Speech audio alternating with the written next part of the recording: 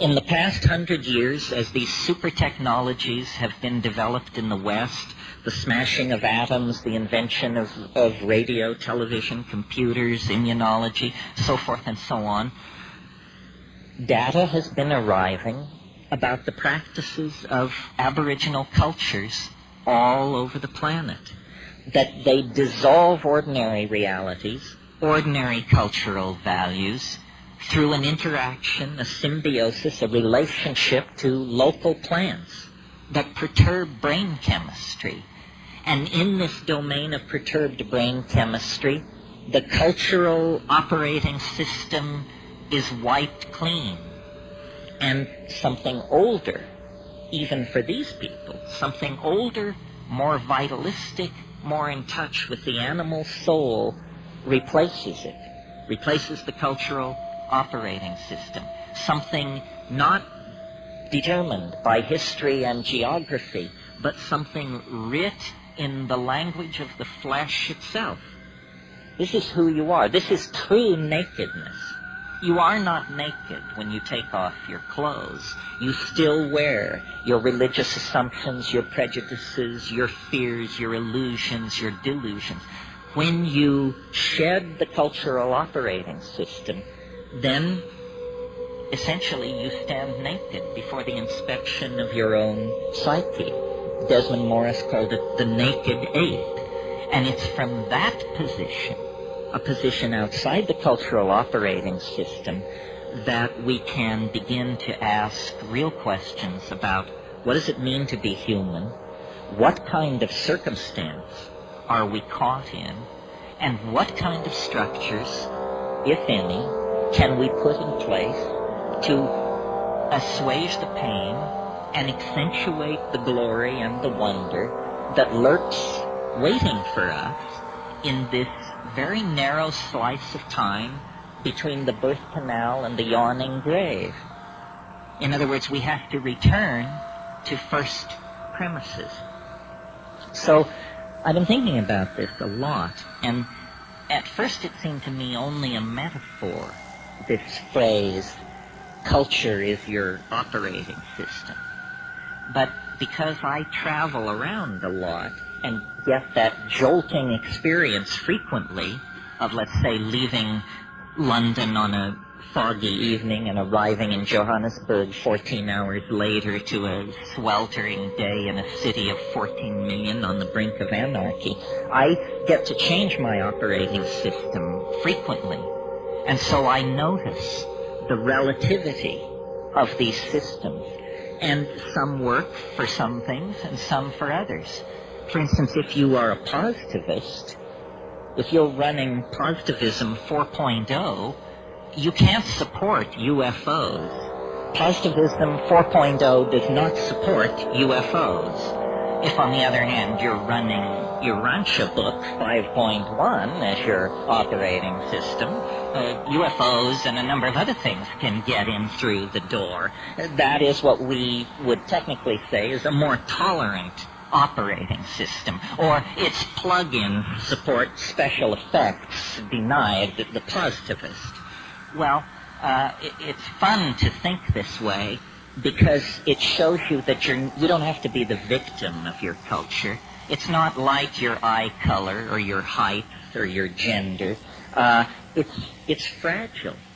It can be remade if you wish it to be. And then the question is, well, how does one download a new operating system? Well, first of all, you have to clear some space on your disk. The best way to do this is probably with a pharmacological agent. You think of some while I have a drink of water.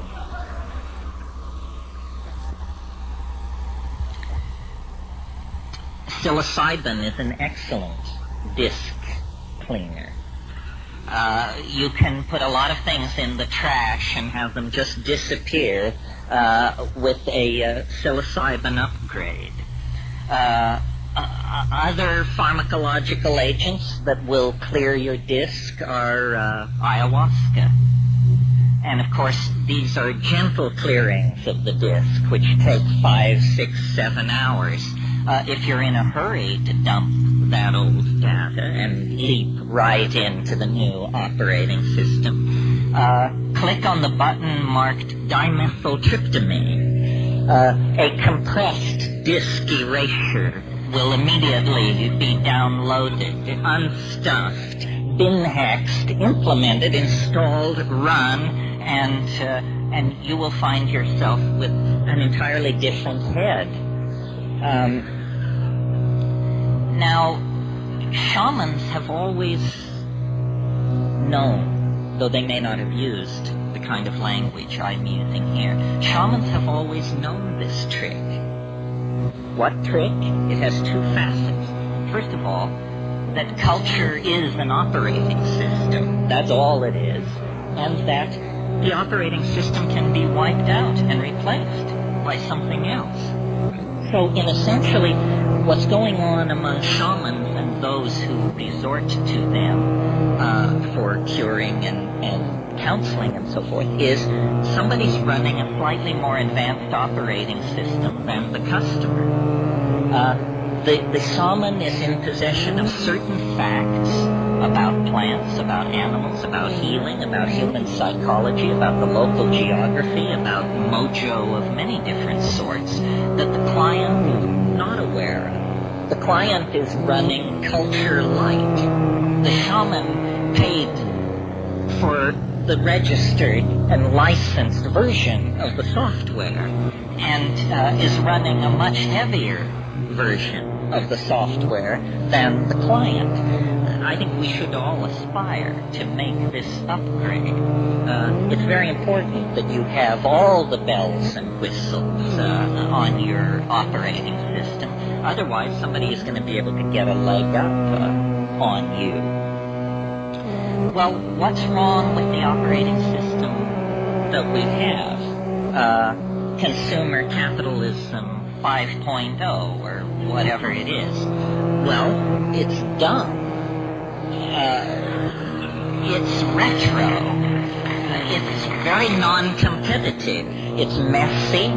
It wastes the environment. It wastes human resources. It's inefficient. It runs on stereotypes. It runs on a low sampling rate, which is what creates stereotypes. Low sample rates make everybody appear alike, when in fact the glory is in everyone's differences.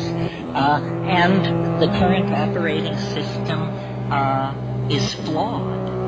It actually has bugs in it that generate contradictions. Contradictions such as we're cutting the earth from beneath our own feet. We're poisoning the atmosphere that we breathe. This is not intelligent behavior. This is a culture with a bug in its operating system that's making it produce erratic, dysfunctional, malfunctional behavior.